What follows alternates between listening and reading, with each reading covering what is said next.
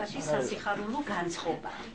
სტუმრები გვეწვივნენ მცხეთის მუნიციპალიტეტის კულტურისა და სასპორტო დაწესებულებების გაერთიანებიდან, ასევე მცხეთის შოთა რუსთაველის სახელობის ბიბლიოთეკიდან.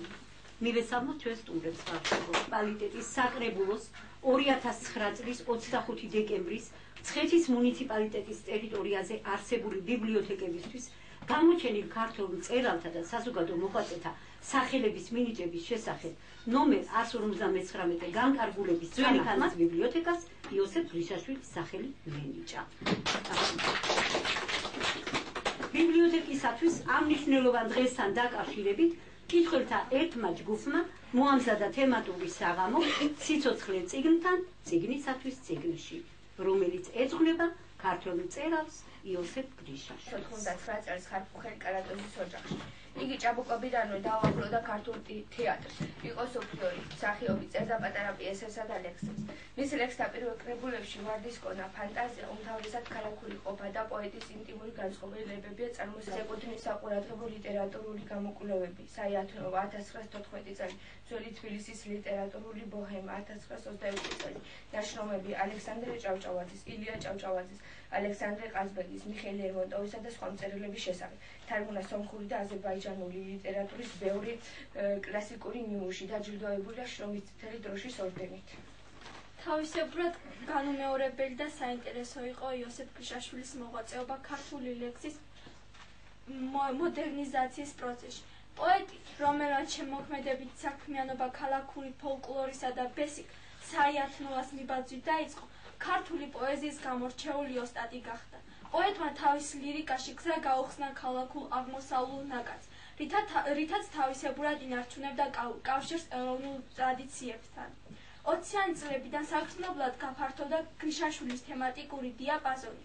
სასიყვარულო ლირიკის რკალი გაიყო. წინ წამოვიდა საზოგადოებრივ მოქალაქეობრივი თემები, რასაც მანამდე პოეტის ლირიკაში მოკრძალებული წილი ჰქონდა.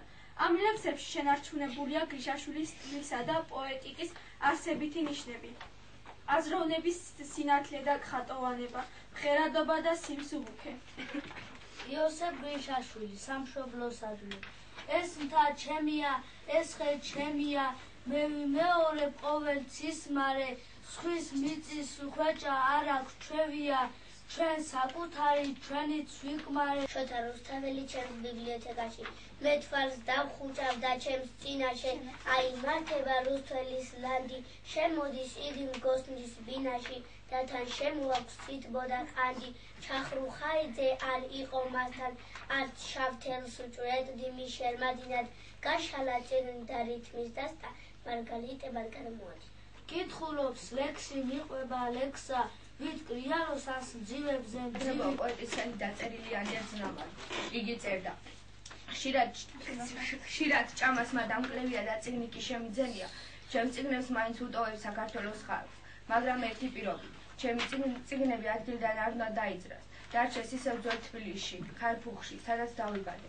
მოვიდნენ და იმუშაოთ. თუ ზოგიერთი წიგნისათვის მოსკოვსა და ლენინგრადში მიემგზავრებიან, წიგნის მოეშხე და მძებნელი ხარფუხში მეგობრებო, ჩემს ბინაში რომ მოდიხართ ასე ხშირად, ბოდის ვიხდი თქვენს წინაშე, მაგრამ გეტყვით პირდაპირ, თუ არა გსურთ, რომ ჩვენ შორის უძრახობა ჩამოვარდეს, სურნელება ჰქონდეს შმორის ჩვენს გულებში დარგულ ვარდებს, თუ არა გსურთ, ძლე და უხმოდ, დამიჩავროთ პოეტს გული, წიგნებს ნუმთხოთ, შეისმინეთ ჩემი თქმული.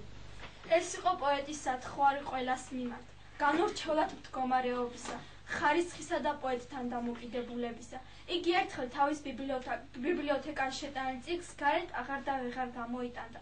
პოეტი ამ ლექსის დასასრულს წერდა: შემწირე მე ოჯახი, გამიჩინა გულს იარა, თხოვე რაც გსურს, პერანგს მოგცემ წიგნს კი არა.